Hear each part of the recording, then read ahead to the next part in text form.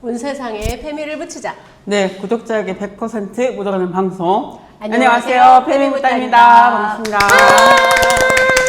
안녕하세요. 언론개혁 시민연대 권수택입니다. 네, 서대문 FM 장수정입니다. 반갑습니다. 저희 지난번에 이어서 이제 디지털 성범죄와 싸우는 여성들 장혜영 전 의원님 그리고 조경수 도토리랩스 도토리랩스 대표님 조과장님. 네. 모시고 이야기 나누고 있습니다. 인사 먼저 할까요? 네. 짧게. 도토리랩스 대표님부터. 도토리랩스 조영숙입니다. 저는 아직도 이렇게 하다 아니지 이렇게 하고 있는 민주노동 나라마고 지역위원장 장혜영입니다. 어떡해! 아닙니다. 대선이 끝났기 때문에 전혀 문제가 없어요. 아 다행입니다. 네, 다행입니다. 맞아요. 네. 이거 어떻게? 손가락은 제가 없다.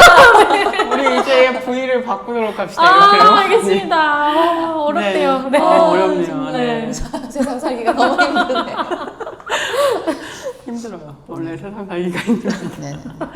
네, 저희 지난주에 이어서 그러면 오늘은 조금 더 대안에 대한 얘기를 해볼 텐데 지난주에 생각보다 좀 많은 이야기가 나와서 조금 우리의 진짜 약간 고민 이런 네. 것도 조금 얘기해보고 또 나눌 수 있는 기회를 좀 가져보려고 합니다. 네.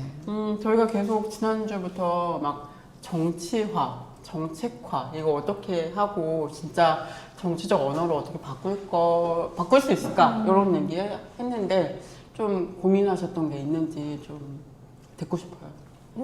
객님부터. 네. 객님부터. 저는 이제 네. 저는 여기서 공대 업리를 맡고 있는데요. 예. 여기 그 공대가 없기 때문에 우리가 네. 사실 저의 가장 큰 고민은 엔지니어로서 이제 기술을 보면 기술은 너무나 뾰족하게 얘기를 할 수밖에 없는 거예요. 왜냐면 딱 들어갈 수 있는 데들이 있으니까. 예를 들어 어떤 게 있냐면 이제 디지털 그 사이버 성범죄 중에 하나가 그 스토킹 범죄 중에 이제 피해자에게 가해자가 이체를 하는 방식이 있습니다. 뭐 이런 식으로 이체를 해서 이렇게 뭐 전화 받아라, 문자 받아라, 왜 안 받냐 이런 식으로 계속 하는 거죠. 근데 문자나 카톡은 차단이 되는데 이체는 차단이 안 되잖아요.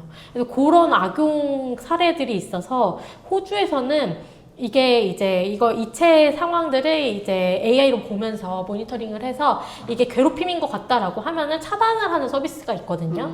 근데 그거를 차단하는 AI 솔루션을 만들고 또 오픈소스로 공개를 했음에도 불구하고 우리나라 은행들은 아무도 그걸 적용을 안 했단 말이에요. 근데 다른 나라들은 그거 많이 적용했거든요. 근데 우리 단체에서는 이걸 적용해라 라고 요구를 하고 싶겠죠. 네.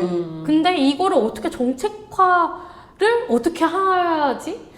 은행에 이체 차단 시스템, 피해자 보호 이체 차단 시스템 만들었어요. 뭐라고 얘기를 해야 되지? 이게 맥락을 설명하면 다들 필요하다 하는데 이제 맥락을 설명하기까지의 어떤 정책화 이런 거를 정책으로 에스컬레이팅 해주는 언어들이 필요하다고 생각을 하거든요. 네, 그래서 그런 맞아요. 부분이 저에게는 저의 개인적인 제일 큰 고민인 것 같습니다. 네. 이 얘기를 들으니까 진짜 오늘의 모임이 참 소중하다. 네. 라는 생각을 하는데 너무 어떤 얘기인지 알겠고 저도 사실은 구체적인 걸 만드는 일을 하다가 이제 입법자로 가다 보니까 처음에 제일 어려웠던 게 이거였어요. 그러니까 뭔가 현장에서의 문제는 알고 있는데 그러니까 정책하는 사람들은 이 현장을 잘 모르니까 이거를 정책의 언어로 말을 해줘야지 알아듣잖아요. 그쵸, 네. 근데 그걸 이 정책의 언어로 말을 하기 위해서는 기본적으로 그 책을 이해를 하고 있어야 되니까 맞아요. 뭐가 어느 부처로 가야 되는 건지 뭐가 국회로 가야 되고 뭐가 맞아. 행정부처로 가야 되는 거고 어느 레벨에서 말을 해야 되는지 이게 있어야 되니까 그걸 적응하는 게 저도 시간이 좀 걸렸던 것 같아요.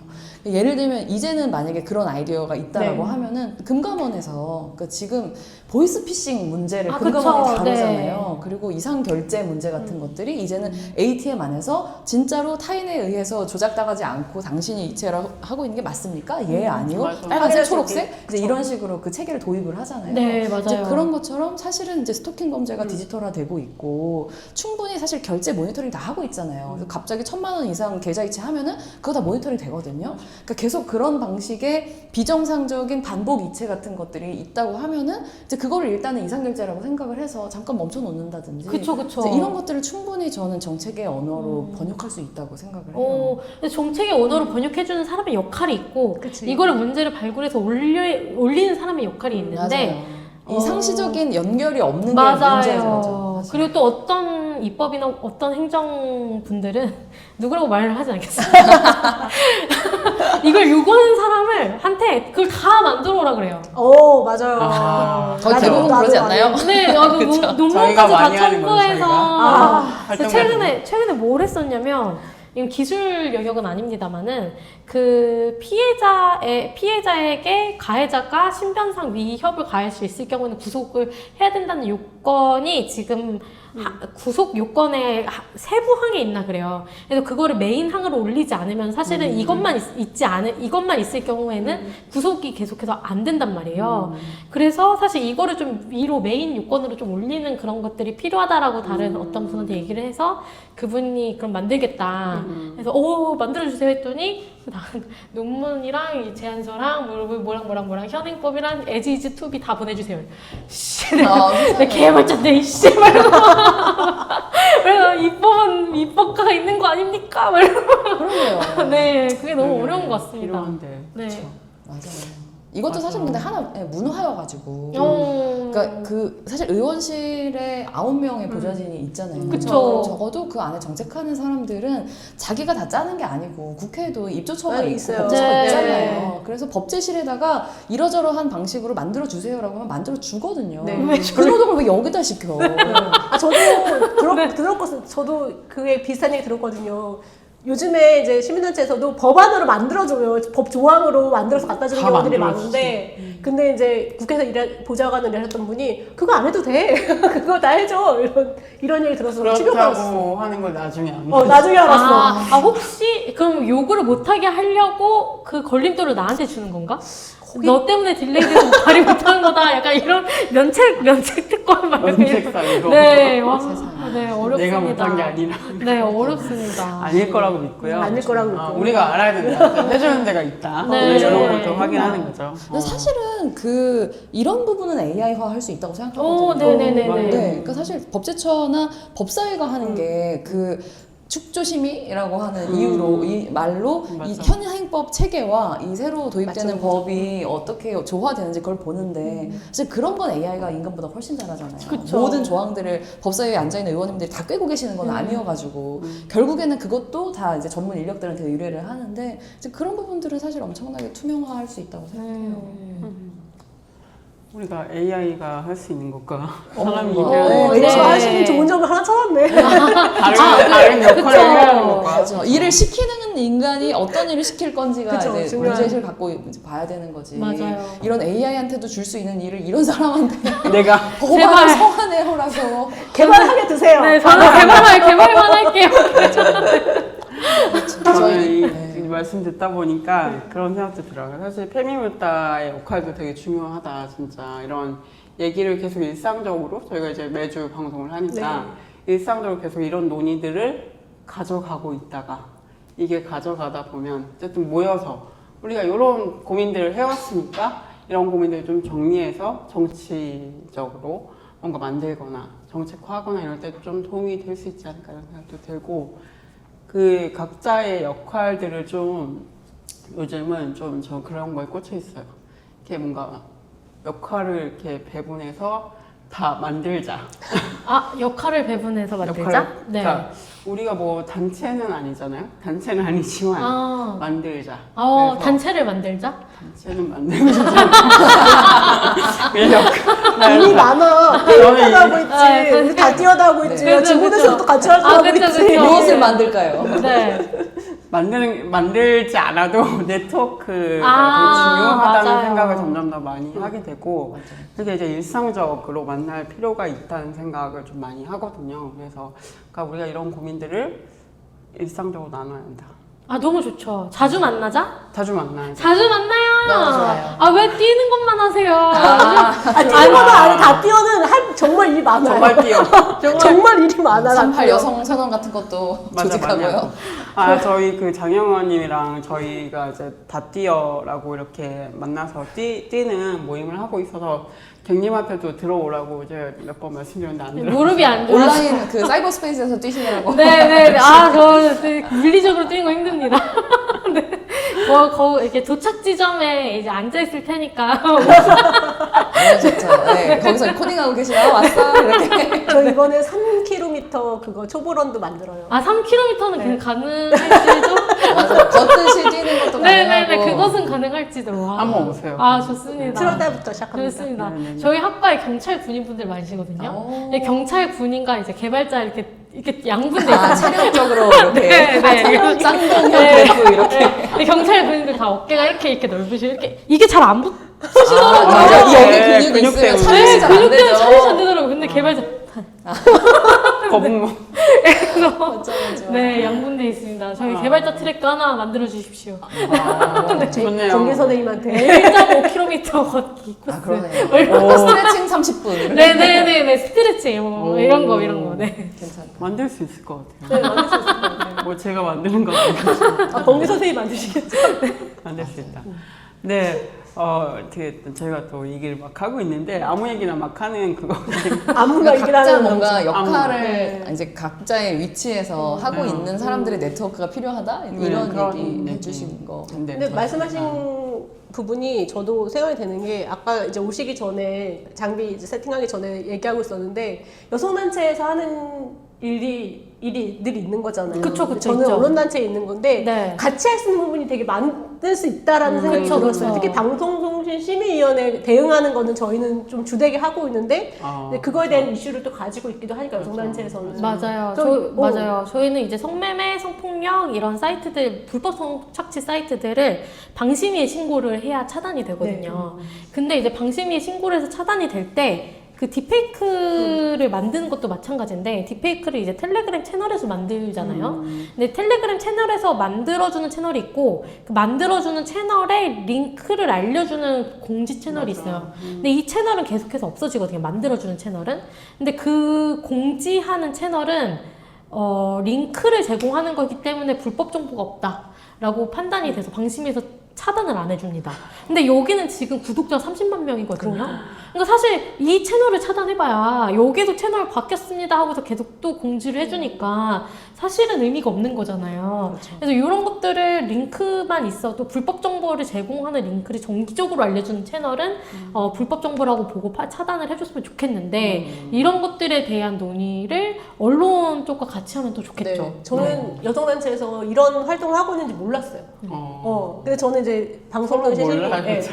잘 몰라. 맞아요. 서로 그 저는 왕래가 이제 많이 없어서. 저 심의 네. 같은 경우에는 어떻게 조직을 어떻게 바꿀 것인가 이런 얘기를 좀 주되게 하고 있는데 이제 방심이 저희 폐명단에서 한번 얘기했지만 가장 크게 논란이 되는 게 정치심의 부분인 맞아, 거잖아요. 그래서 그런 부분들을 어떻게 할까를 고민하고 있는데 저희 단체에서는 정치심의 활동을 다 빼라라는 거거든요. 대신에 기타 성범죄나 이런 부분들을 좀 포션 넓혀서 그런 조직이 갈 수 있게 가야 된다라는 얘기를 하고 있는데 사실은 이건 되게 중요한 의제인 거죠. 그런 부분에서는. 맞아.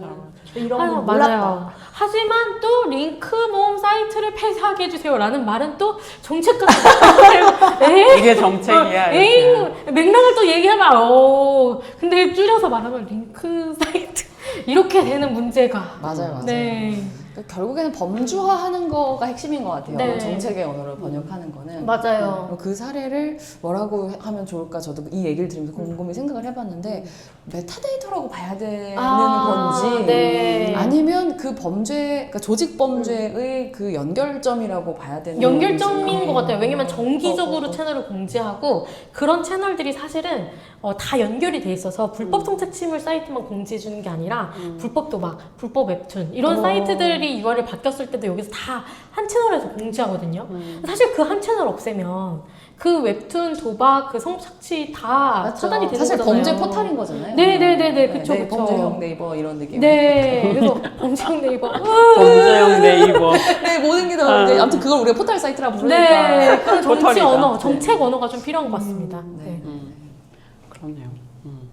사실 이게 계속 뭔가 범주화라고 얘기하셨는데 이게 너무 어떻게 보면 소소한 거. 그쵸. 소소하지만 근본적인 거. 네. 너무 중요하고 근본적인 문제들을 해결하기 위한 또 어떤 방법들을 어떻게 뚫고 갈 것인가. 그게 지금 좀 중요한 우리의 과제인 것 같다. 맞습니다. 생각이 들어요. 그런 생각이 드네요. 맞습니다. 네트워킹도 정말 중요한 것 같아요. 그렇죠. 네. 그러니까 맨날 우리가 정부 부처간 공조 중요하다고 하는 것처럼 맞아요. 이 운동 안에서 활동하는 사람들끼리의 네트워킹도 상시적으로 중요하고 맞아요. 게다가 변화가 일어나는 속도가 너무 빠르니까 맞아요. 진짜 자주 만나는 게 중요하다. 우리도 조찬 모임 같은 거 할까요?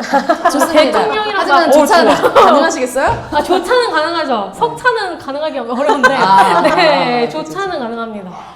조찬 모임 좋다. 꼭 그런 사람들만 하리라는 보장은 없잖아요. 그래서 7시 반에 모여. 맞아요. 막 강의 들으면서 도시락 먹고 이런 거 할 수 있죠. 네네네네. 좋다. 네, 네. 사실 네. 다들 어디 가서는 강의하시는 분들이잖아요. 그럼요. 한 명씩 돌아가면서 강의만 해도. 네. 맞아요. 너무 괜찮다. 괜찮다. 그래, 뛰지 말고 좀 앉아있자. 앉아. 힘들어. 앉아. 찌가 가끔 회의도 하시긴 해요. 그러실 것 같아요. 그치, 뛰면서 회의를 할 수 네. 있으니까. 네. 조찬 모임 아이디어가 너무 좋다. 그런 생각이고. 이것도 추진해봐야겠다. 그러게요. 한번 태미모타에서 특별 조찬 한번 마련해 너무 주시면 좋습니다. 네, 출연했던 게스트들을 이렇게 모아가지고 네. 하셔도 재밌지 않을까 네. 생각이 들고요. 네. 이거 다 저희가 하는 거죠. 할 일이 점점 이렇게 말씀을 해놓으신 게 녹화가 됐어요. 그러네요. 와우. 하는 걸로. 이렇게 저희는 여기도 얘기하셨는데 언론은 또 완전 여성을 몰라요. 언론계 활동가들은. 그래요? 또 문화계에서 하는 활동가들은 여기서 나름 막 그런 고민을 하긴 하는데 몰라. 완전 몰라. 또 막 이런 게 되게 약간 격차가 되게 저는 약간 여기저기 다니게 돼가지고 또 막 기후에서는 또 완전 몰라. 이게 너무 운동끼리의 어떤 연결점? 그러니까 제가 어제도 그런 얘기를 했거든요. 또 선배가 오셔가지고 막 이게 옛날에는 막 사회운동 포럼 같은 거 하고 막 그래서 우리가 서로 교류랄까 그런 게 또 어쨌든 수준 있게 되고 지금도 있긴 한데 약간 그 규모가 또 옛날 얘기. 옛날 얘기 중요합니다. 역사라고 네. 하죠. 그런 거.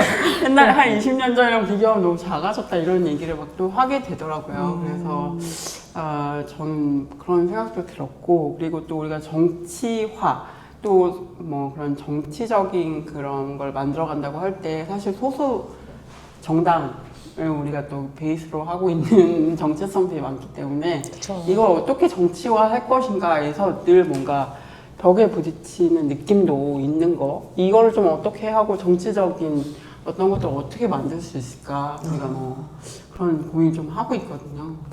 법을 발휘할 데가 없어요. 맞아요. 뭔지 너무 구체적으로. 그렇죠. 그 심정 저도 너무 지금 약간 맞아요. 저는 예산을 달라고 할 데가 없어요. 아니 그게 아니 진짜로 모르겠어요.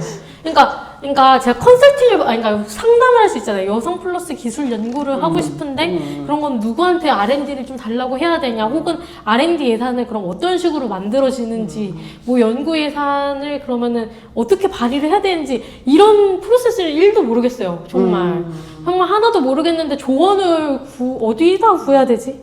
이런 생각이 좀 듭니다. 너무 어렵더라고요. 네. 조천 모임에서. 좋습니다. 네, 좋습니다. 네. 그러게요. 그런 걸 연결을 계속 만들면 좋겠어요. 맞아요. 장혜영 의원님 그러면 지금 사실 원외로 지금 계속 활동 계속 하고 계신데 가슴 아픔 얘기 시작하는 건가요?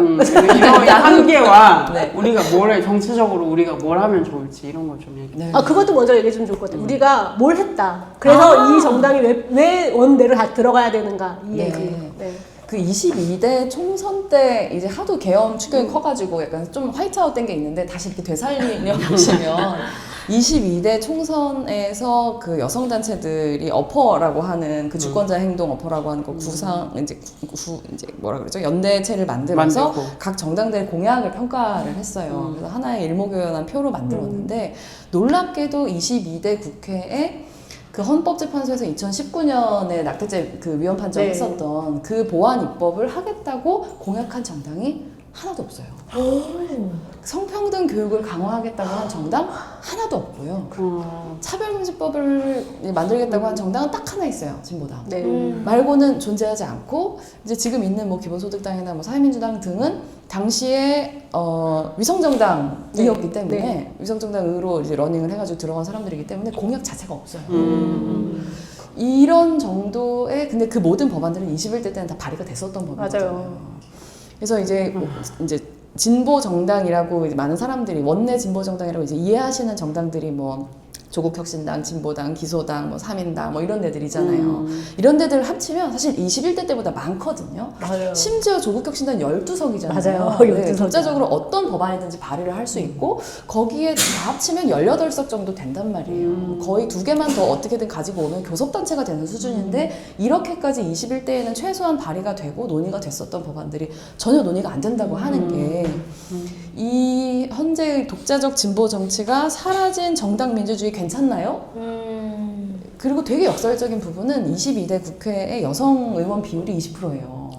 최고 많아요. 최고 많거든요. 네. 역대 네. 그 어느 역대. 국회보다 네. 많은데 네. 근데 그 수많은 여성들이 여성 관련 법안을 하나도 발의를 못해요. 아. 말도 못해요. 내가 페미니스트라도 페미니스트라고 말을 못해요. 그럼 이거는 여성 정치가 잘 되고 있는 건지 잘 안 되고 있는 건지 모르겠다. 진단이 필요하다는 거죠. 그래서 이제 저는 최근에 강의를 할 때 이제 테마 중에 하나가 페미니스트 정치 개혁을 이제 말해야 된다라는 얘기를 드리는데 그게 뭐냐면 저는 22대 의원님들이 다 너무 이상한 사람들이라서 그러고 있다고 생각하지 않아요. 그 구조의 문제가 있는 거죠. 그쵸. 이 양당제를 강제하는 소선거구제 문제를 돌파하지 않으면 이 다당제 선거제도 개혁으로 나아가지 않으면 여성 문제뿐만 아니라 그 어떤 문제도 제대로 다뤄줄 수 없는 구조의 국회가 점점 더 심화될 거라는 거죠. 그러니까 왜냐하면 하다못해 차별금지법도 다 마찬가지예요. 그러니까 결국에는 그 국회의원 300석 중에서 46석 빼고는 다 소선거구제에서 결정이 되잖아요. 그러니까 동네에서 1등하는 사람만 당선되는 구조가 되다 보니까 거기서의 필승 전략은 내가 잘하는 건 너무 어려운데 왜냐면 사회가 너무 다원됐으니까 상대를 악마하면 이기는 게임이잖아요. 그쵸. 그러다 보니까 내가 가지고 있는 모든 정치적 자원을 이런 분들하고 정책 대화를 하기보다는 상대를 악마화하는 데 쓰죠. 쇼츠 뽑죠. 이제 회의장 나가가지고 상대방한테 막 소리 지르고 그러면 이제 막 사람들 사이다라고 생각해주고 그런 일을 하고 비등비등하게 늘 그러니까 서로를 악마화하니까 첨예한 이슈들은 자꾸 발을 빼게 돼요. 왜냐면 득이 안 된다고 생각하니까. 네. 페미니스트로 낙인 찍히면 정치적으로 살아남기 되게 어려워지니까 그런 말들을 안 하게 되는 거죠. 그래서 이 구조로부터 자유로운 정치인은 아무도 없고 그래서 이 구조를 개혁해야 된다는 얘기를 이제 계속 드리는 건데 이 구조 개혁의 하나의 방편으로 이제 연동형 비례제라고 하는 걸 이제 도입을 했는데 준연동형. 준연동형 네. 그죠? 완전 연동도 아니니까 이제 반만 하고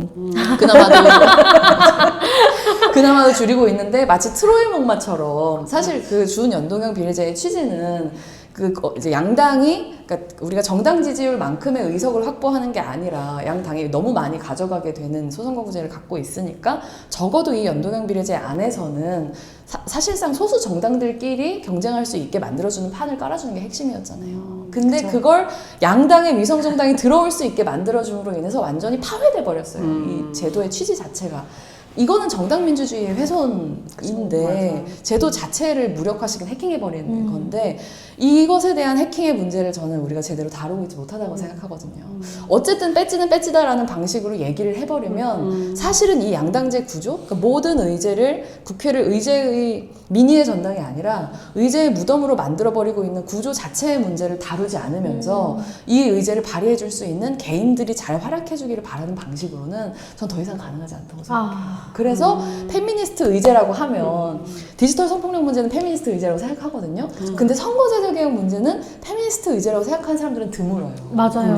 근데 저는 이 정치 기계가 정상적으로 작동하기 위해서는 페미니스트 의제로서의 선거제도 개혁, 정치 개혁 이런 것들을 말해야 된다. 필요하네요, 너무. 네. 사실은 제가 예전에 비례대표제 포럼에서 네. 살짝 일을 했었거든요. 오. 그래서 그때 연동형 비례대표제가 저는 굉장히 큰 대안이다라고 생각을 많이 했고, 그쵸. 네, 저 관련해서 막 독일 잘된 사례들만 맨날 보고 100% 연동형. 네, 100% 연동형 비례대표제에 대해서 굉장히 좋은 주장하고 제도다. 네, 계속 주장하고 있는 거예요. 라고 생각을 했는데 이제 현실 적용태를 보니까 너무 큰 멘붕이 와서 내가 너무 내가 너무 몰랐나? 많은 사람들이 그랬어요. 네, 그래서 다들 너무나 큰 임팩트가 너무나 컸던 것 같아요. 그래서 사실은 저는 그때 어떤 생각이 들었냐면, 약간 대안을 생각하기보다 내가 그동안 연동형 비례대표제가 너무나 중요하다라고 외쳐왔던 내 자신이 좀 원망스러웠어요. 너 왜 그런 것도 몰랐어?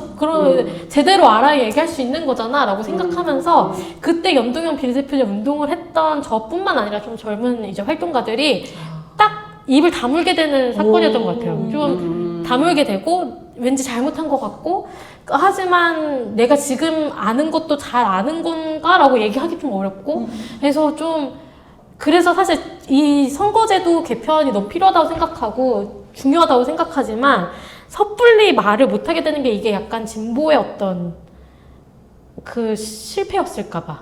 혹시 우리가 같이 운동했던 것들의 부작용이었을까봐 우리가 몰랐던 약간 그래서 약간 되게 자정의 마음으로 마치 자숙하듯이 굉장히 그 이슈를 떠나게 되는 거죠. 자숙해야 되는 인간들은 한쪽 있는데 우리가 아무것도 안 하고 있는데 그쵸. 여기서 자숙을 하고 있다. 그죠. 그래서 갑자기 떠나게 되는 것 같아요. 그 이슈에서 마음이. 보통 그렇게 될 때 아니 네. 그러니까 완전 100%로 가야지 왜 준우로 했냐 이렇게 생각할 텐데. 그래서 저는 그 왜 반여도 자녀를- 해보면 되지라고 생각했거든요.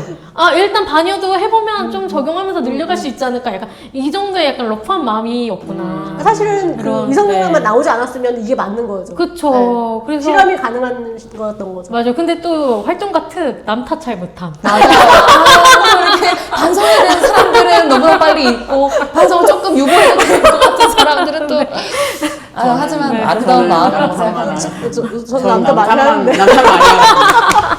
이게 납병이야? 이게? 어느 정도 마음이 그러니까. 납병이지 뭐. 맞는 것 같습니다. 마음으로. 네. 기본 탑재 필요하다. 네. 남자. 필요합니다. 우리 너무 그래서 안 다시 사랑합니다. 그걸 좀 이슈에 다가가겠다라는 네. 마음이 또 생겼어요. 너무 어머님 좋은 얘기 것 같아요. 들으니까. 맞아요. 같이 사실 100% 완동형 완전 맞아요. 100% 그러니까. 연동형. 네. 그쵸, 맞아요. 근데 완벽한 프로그램 짤 수 있다고 생각하지 않으시잖아요. 그쵸, 디버깅 해야 되죠, 다. 맞아요. 네. 끝없이 그래서 저는 맞아요. 선거제도도 프로그램이니까 아. 비슷한 마음으로 접근하시면 그렇게 생각하니까 마음 편합니다. 네. 어제 프로그램 오류가 날 수밖에 없거든요. 그렇게 맞아요. 저쪽에서 해킹했으니까 네. 이쪽에서 다시 논문 써야죠. 맞아요. 이거 유지무수 할 수밖에 오류야, 없거든요. 오류야. 맞아요. 유지무수 해야 되거든요. 맞아요, 마음 편안해집니다. 네. 그렇습니다. 네, 여러분. 오류입니다, 지금. 그렇죠. 큰 버그가 났네요. 네. 그쵸. 연동형 비례. 태국 때도 같이 해야죠. 100% 연동형 비례대표제. 필요하다. 필요하다. 맞아요. 네. 진짜 이제는 완전 그, 비례대표제. 맞아요. 네. 페미니스트 정치개혁 운동이 필요하다 이런 얘기를 해주셨고 이게 왜 페미니스트 의제가 아닌가를 질문을 해야 된다 이런 지적을 해주신 거 너무 공감하고 필요하구나. 운동. 내가 이 얘기했을 때 되게 비웃었어 옆에서. 독일식으로 가야 된다. 얘기했을 때. 독일식으로 가면 좋을 것 같아요. 네. 가면 좋을 것 같아요. 저는. 근데 감수해야 되는 거 있어요. 저는 이제 단체에서 계속 그 얘기 하는데, 그러면 우리 정광훈이 국회에 들어오는 것도 우리 감수해야 된다 해서, 나는 할 수 있다고 생각한다. 정연하게 그거보다 더 많은 수의 의석수를 갖는다면, 이라고 답을 하고 있죠. 저는 이렇게 대답을 합니다. 벌써 들어왔잖아요. 그러네요. 이 당인 걸요? 네, 그러네요. 이것보다 나쁠 수가? 근데 제가 본 플랜 카드는 국민의힘은 이제 꺼져라. 자유통일당에서 보셨죠? 그런 거 몰랐어요. 거기도 예, 싸움 되게 섞였나? 인상 깊은 흐름을 또 보고 있고 저는 조금 약간 연동형 100%좀 얘기하면 이제 지역에서 반영되는 게 있어야 된다고 생각을 해서 지역의 뭔가 의견이나 이런 게 선거제도 안에서 좀 반영되는 게 있어야 된다고 생각해서 그런 말씀을 좀 드렸었는데 고민해볼 문제인 것 같아요. 조직 모임에서 그러게요. 얘기를 언젠가 또 해보고 네. 해외국다에서 딱 다뤄주시면 좋겠습니다. 선거제도 어떻게 맞습니다. 가야 좋을지 같은 것. 저 사실 정책도 좀 얘기를 많이 해보면 좋겠는데 언제 한번 경찰분 특강을 들은 적이 있거든요. 디지털 성범죄 관련해서 하시는 경찰분이셨는데 특례법이 너무 많다는 거예요. 맞아요. 특히 여성 쪽은 성폭특별, 가정폭력법도 특례법이고 스토킹 처벌법도 특례법이고 해서 근데 여기에서 다 다루는 임시조치가 조금씩 다 다르거든요. 그래서 외우기가 너무 힘들다. 맞아. 경찰도 빨리 이걸 캐치해서 뭐 임시조치를 시켜주든 뭘 하든 구속을 구속영장 이거 하든 해야 되는데 이게 특례법이 다 다르고 이게 또 비슷하잖아요. 가정폭력과 뭐 스토킹과 이제 데이트 폭력과는 다 비슷한데 조금씩 다르고 하니까 이것들을 법전을 들고 다닐 수는 없잖아요. 세상에. 그래서 임시조치 몇 호 이렇게 할 수가 없는데 이걸 좀 특례법 수준으로 계속 여성법이 만들어지는데 이걸 하나로 모아서 차라리 형사소송법 이런 쪽에 아예 규정화해서 넣는 방식이 필요한데 이런 쪽 구조가 조금 잘못돼 있다 보니까 앞으로도 계속 여성 쪽은 계속 특례법으로 추가될 수밖에 없는 구조적인 한계가 있다 이런 얘기를 하셨거든요. 근데 그것도 굉장히 맞는 말인 것 같고 어떻게 개편을 할 수 있을까 이런 생각이 좀 들었던 것 같습니다. 너무 맞는 말이라고 생각하고. 그래서 그게 실무적으로도 되게 문제이고 법적으로도 굉장히 문제라고 하더라고요. 맞아요. 네. 전혀 몰랐던 얘기였어요. 아, 네. 특례법이 계속 너무 많아서. 네. 추가되는 방식으로 뭔가 네. 이슈가 있을 때마다 네. 사안이 있을 때마다 그러니까 이제 통일이 안 되는 거죠. 네. 그럼요. 저희도 비슷한 거 있어요. 뭐요? 저희는 이제 미디어 쪽에. 네. 방송법이 있는데 방송법을 고치지 못하고 RPTV법 따로 만들고 무슨 법 따로 만들고 아, 거기도 약간 예, 특례법처럼. 네, 그래서 네. 지금 이게 논란이 되면서 그렇죠. 통합미디어법을 만들어야 된다는 맞아. 얘기 계속 하고 있긴 하거든요. 네. 그래서 아마 예전에 정춘수 의원님이 여성폭력 방지법이라는 그걸 기본법처럼 맞아요. 딱 만드셨는데 이제 거기와 이 특례법들이 연결이 안 돼 있어가지고 약간 이 기본법은 사실은 근거를 만들려고 하신 거잖아요. 그것도 너무 좋은 시도이고 좋은데 약간 연결이 또 안 돼 있어서 계속해서 법 보정이 좀 많이 필요한 맞아요. 내용인 것 좋은 같습니다. 말 이렇게 돼 있는 네네네네 맞아요 좋은 말. 그래서 친밀한 관계에서의 폭력이 원래 우리나라에는 없다가 그 여성폭력 기본 방지법에 이제 들어가 있거든요. 친밀한 네, 근데 거기만 있어요. 친밀한 관계에서의 폭력이. 근데 거기에 규정도 없어요. 친밀한 관계에서의 폭력이란 어느 정도의 관계를 의미한다. 폭력은 뭘 의미한다. 이런 게 없고 그냥 친밀한 관계에서의 폭력을 포함한다. 근데 법을 네. 발의할 때 이제 그런 내용을 넣고 싶으면 그거를 다른 법에도 적용할 수 있는 것들 다 같이 한꺼번에 발의하지 않아요? 근데 이제 그렇게 하는 게 정석인데 네. 그런 강호의 돈은 땅에 떨어진 지 되게 오래됐죠. 아, 그리고 사실 통과가 잘 안 될 것 같아요. 그렇게 되면. 그렇죠. 왜냐면 검토해야 될게 너무 많아서. 많아서. 네. 게다가 사실은 다른 위원회하고 연계되는 사안일 수도 있는 네네네. 거잖아요. 이제 그렇다 보면은 지금처럼 조각조각 나 있는 그래서 정치개혁으로 저는 기승전 정치개혁 정치개혁. 세대인데요. 아주 필요한 것 같습니다. 네네네. 이런 논의가 사실 형사소송법 개정하는 게 전 최근에 이 이재명 대표 형사소송법 개정 과정을 보면서 저렇게 형법 개정이 쉬웠어? 그러니까 쉬운 거였어. 저도 오 저도 좀 패스트트랙에 네, 네, 그런 느낌이잖아요. 네. 참 이것도 여기도 부익부 빈익빈이 작용한다는 생각이 네. 많이 드는데 진짜로 개정해야 되는 부분은 이런 거죠. 한번 탈탈 털어가지고 그 기술 부채의 개념이 있잖아요. 그쵸. 개발에는 네네네. 똑같은 게 있는 거라고 저는 맞아요. 생각해요. 법에도 코딩을 하더라도 정말 한 줄로 아름답게 해서 아. 그것이 수학적으로 다른 이제 그 코딩에 영향을 잘 미칠 수 있게 네. 그렇게 여러모로 고민해서 나중에 쓸 사람들 생각해가지고 만들 네. 수도 있지만 일단 눈앞에서 필요한 기능 더해 네. 이런 식으로 만드는데 나중엔 이것들끼리 서로 꼬여가지고 아, 맞아. 작동 안 되고 이러잖아요. 맞아요. 정확하게 그 꼴인 거죠. 저희가 그걸 레거시라고 부르거든요. 레거시. 유산 이 레거시 코드라고 부르는데 제가 AI가 코딩을 대체로 잘하지만 레거시 분석을 못합니다. 이렇게 더럽게 짜진 코드가 있다는 인간의 받아들이지 네, 인간의 이 비효율적인 업무 이해하지 못해서 레거시로 가면은 AI가 다 너무 재밌다. 약간 처리가 너무 오래 걸리거나 이상한 코드를 만들어주거나 네 그러거든요. 그래서 아마 특례법들 정리해봐 이러면은 또 이거 못하겠습니다. 내가 코드 고고학자 같은 느낌이 드는 거군요. 네, 그러니까 그렇죠. 분명히 귀찮아서 여기서 멈췄구나 같은 걸 AI는 모르는 거예요. 그럼요. 왜냐면 저희, 좀 딴 얘기긴 하지만, 제가 예전에 어떤 유지부스에 들어갔는데, 거기에, 그 사내 시스템에 4번이 박혀 있는 거예요. 4번이. 누군가의 4번이 그대로 4번. 코드로 박혀 있는 거예요. 아, 근데 진짜. 뭐지? 누구 4번이요? 이렇게. 아, 사장님이요. 그래서 사장님이 접속하시면 무슨 메뉴는 안 보이게. 이렇게 돼요. 그래서 이걸 AI가 이해할 수 있을까? AI는 절대 이해 못하겠군, 이 코드를. 그러네요. AI가 인간을 정복하기 위해서는 시간이 좀 필요할 것 같아요. 엄청난 시간이 아, 필요해요. 왜 이런 의식적으로 한 건지를 네, 너네 왜 사장님 코드를 여기다 박아놨니? 막 이러니까. 그런 아마 사람이 법도 특례법도 정리하려면 맞아요. 참 힘들 것이다. 네. 그쵸. 다 이 양당제를 고려한 코딩이었기 그쵸. 때문에. 맞아요.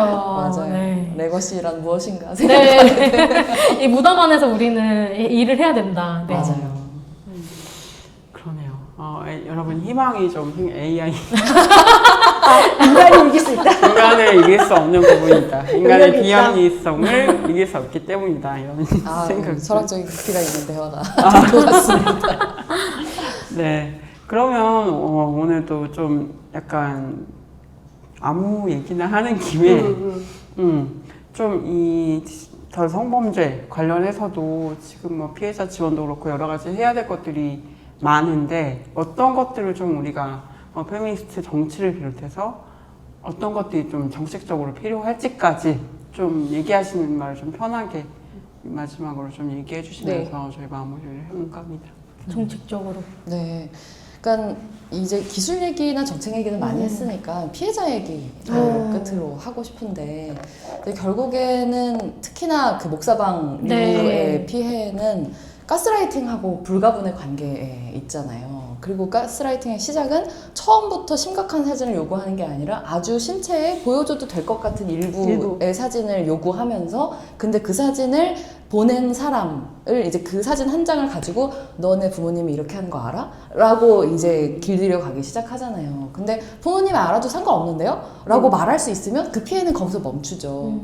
그런 종류의 사회적인 신뢰를 쌓아가는 거는 컴퓨터를 전혀 몰라도 AI 맞아요. 기술에 전혀 이해가 없다고 하더라도 나의 아이가 나에게 그런 말을 할 수 있는 존재인가? 라는 자문이 필요하다고 생각해요. 내가 어떤 종류의 방식으로 이 청소년들의 삶에서 일어나고 있는 일을 받아들여 줄 수 있는지 신뢰받는 청자로 존재하고 있는지 같은 것들이 사실은 굉장히 중요한 커뮤니티 역할이라고 생각을 해요. 저도 비슷한 맥락에서 이제 아직은 배움이 짧지만 그 형사소송법이나 이런 것들을 보면 피해자가 굉장히 배제되어 있더라고요. 맞아요. 그러니까 왜냐면 피해자는 가해자를 고발한 사람이지 가해자를 어떻게 처벌하느냐는 사실은 법원이 결정하고 예전에 부산 돌려차기 피해자 선생님께서 말씀하신 것처럼 왜 사과문을 반송문을 판사에게 내냐 피해자를 볼 수도 없고 피해자한테 맞아요, 내지 않고 맞아요. 피해자한테 왜 그 사람이 재판관한테 뭘 잘못했냐 이런 얘기를 하시더라고요. 근데 그것처럼 지금 제도가 너무나 피해자를 배제하는 구조로 되어 있는데 사실은 가해자를 어떻게 처벌하고 그 과정에서 피해자가 어떻게 보호되어야 하는지도 사실은 피해자 회복에 되게 중요한 과정이잖아요. 그래서 사실은 그 과정에서 피해자를 어떻게 보호할 수 있는지에 대해서도 정책이 많이 나와야 되고 이번에 나는 보험이 없어지지 않았습니까? 사실은 저는 그런 센터들이 굉장히 중요하다고 생각하는데요. 그 피해자를 지원을 한다는 것이 형사적 지원뿐만 아니라 그리고 또 교육의 지원도 있고 그리고 그분들이 그런 피해를 겪고 난 다음에는 이제 사회 활동을 멈추는 경우도 왕왕 있으시잖아요. 그런 것들을 복귀하게끔 지원을 장기적으로 해주는 것. 단지 심리 상담 뭐 몇 회건 뭐 이렇게 주는 게 중요한 게 아니라 이분들이 일상을 회복할 수 있도록 장기적인 지원이 필요해서 그런 센터들이 필요한 것인데 오히려 없애고 있는 실정이잖아요. 맞아요. 그래서 그런 센터들을 좀 많이 계속해서 좀 운영을 해줬으면 좋겠다. 네. 그쵸. 뭐 서울시 주장으로는 뭐 잠깐 쉬었다가 내년에 1월부터 다시 뭐 더 잘 심지어 그런 온라인 상담 기능을 강화하여 이렇게 한다고 주장은 하고 있지만 왜 지금부터 그냥 계속하면 되는데? 아니 그런 얘기죠. 맞아요. 왜 중단하냐고. 유지하면서도 할 수 있다. 그런 것들을. 사실은 네. 그 뒤에 어떤 종류의 야로가 있다고 저는 생각을 하고 그 말을 안 하고 있을 네. 뿐이지 그래서 굉장히 규탄받아야 되는 일이라고 생각하고 그래서 그 이제 저도 대한민국의 상대적으로 젊은 여성 페미니스트 정치인을 찾으면 그리고 조금 영어가 되는 그러면 정말 몇 없는 거예요. 맞아요. 그래서 이제 가끔 이제 국제회의 같은 데에 이제 가면 이런 종류의 이제 작업을 하는 분들을 만나서 얘기를 할 때가 있어요. 그때 제가 한국에서 이 형사사법 시스템을 피해자에게 좀 더 방점을 찍는 방식으로 바꾸는 시민들의 변화 중에 방청연대 얘기를 되게 많이 하거든요. 그래서 방청연대를 통해서 사실은 이제 피해자가 자신의 피해에 대해서 발언하는 것 자체도 사실은 존재하지 않았었고 발언한다고 할 때 방청연대가 없을 때 저 발언할게요 라고 할 때 판사가 그걸 받아들이는 분위기와 보고 있는 눈이 많을 때 판사가 받아들이는 게 분명히 달라집니다. 그쵸. 그리고 왜 피해자가 판사는 보고 가해자는 보는 기록을 못 보느냐라고 하는 문제를 자꾸 그렇게 일어나서 말을 하니까 최근에 법원의 내교가 바뀌어가지고 이제는 그걸 볼 수 있게 바뀌었잖아요. 그건 진짜 방청연대가 만들어낸 이제 결과라고 생각하거든요. 아, 맞네요, 맞네요. 네, 그래서 물론 우리가 국회에 들어가서 입법권을 가지고 혹은 행정권을 가지고 하는 게 가장 강력하죠. 가장 확실하기는 한데 그렇다고 해서 밖에 있는 사람들은 무력하게 있는 것 말고는 할 수 있는 게 없다고 느끼실 필요는 전혀 없다라고 생각을 해요. 구체적인 현장에서 연대하면서 보고 있어요 라고 하는 게 생각보다 그 대의하는 자리에 있는 사람들은 그런 일들에 취약합니다. 그리고 별로 겪어본 적이 없어요. 누군가가 내가 하고 있는 일을 보고 있다는 느낌을 받아본 적이 없어요. 근데 그건 사람들한테 굉장히 큰 변화를 만들 수 있답니다.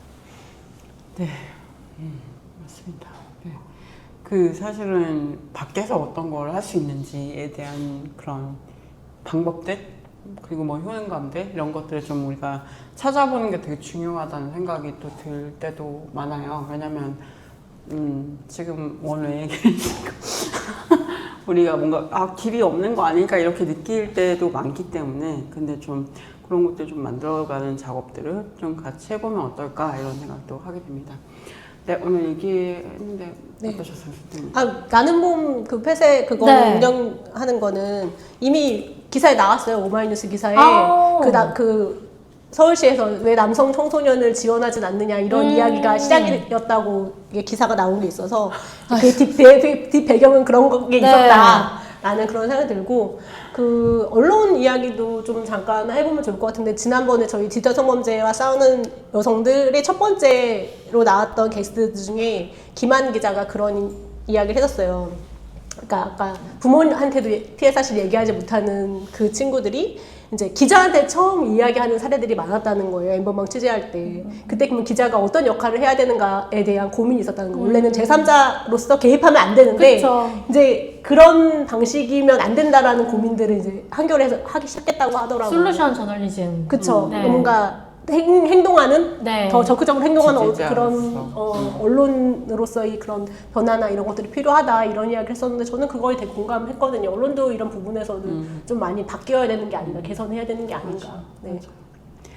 네, 어쨌든 저는 좀 약간 아까 뭐 얘기하신 것도 그렇고 사회적 신뢰라는 게 진짜 우리가 필요한데 그게 많이 떨어진 사회라서 좀 발생하는 문제들일 수도 있다는 생각도 들고 또 그리고 이걸 또 어떻게 해결할까라는 부분에서 또 물론 정책적이고 뭐 제도적인 것들도 있겠지만 그런 좀 기본적인 뭐라고 하죠? 그 인성이라고 하나요? 뭐라고 하나요?